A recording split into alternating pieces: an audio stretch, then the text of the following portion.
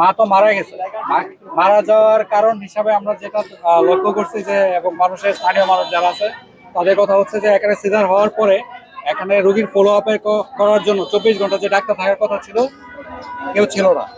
এবং আলটিমেটলি এখানে আইসা আমরা যখন দেখলাম বাচ্চাটার অবস্থা একটু সংকটাপন্ন, এবং এই ক্ষেত্রে আমরা রোগীর গার্জিয়ান অথবা আমরা জানি না এরা কারা, কারণ বাচ্চাটার প্রতি সিম্পেথি দেখানো উচিত ছিল, বাচ্চাদের প্রতি মানবিক হওয়া উচিত ছিল।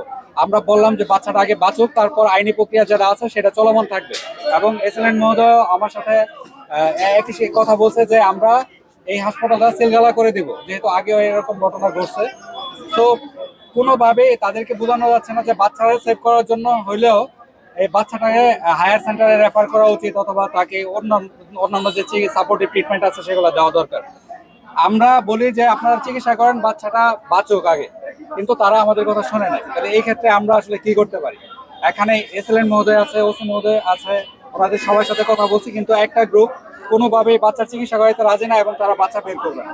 এই ক্ষেত্রে আমাদের আসলে অপারগতায় প্রকাশ করছে। আমরা যে অভিযোগ পেয়েছি সেটা হলো লাইফ কেয়ার হসপিটাল।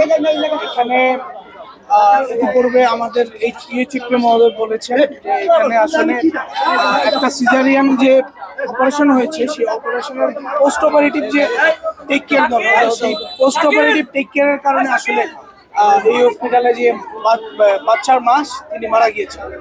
এবং আমরা এসে যেটুকু পেলাম যে এখানে বাচ্চার অবস্থা খুবই নাজুক, এবং সিজার করতে যে বাচ্চার বাবা আমাদেরকে যেটি দেখালেন যে সিজার করতে যে ওনার মাথার বেশ কিছু অংশ ক্ষত তৈরি হচ্ছে।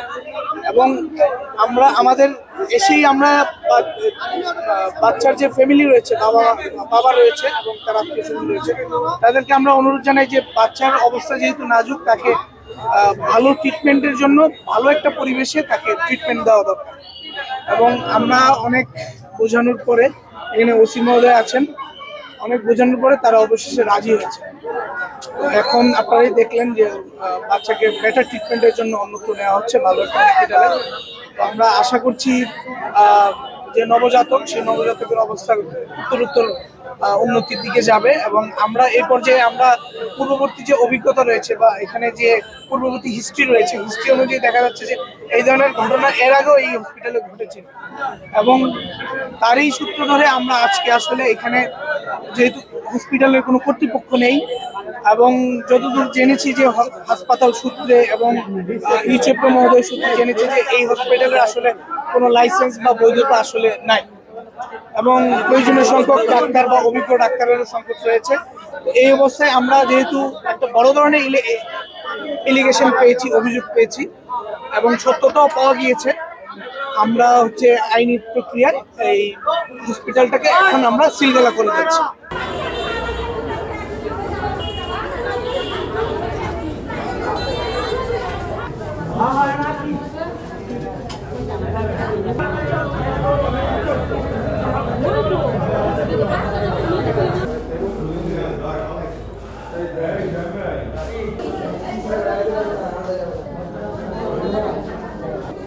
কান ভিতরে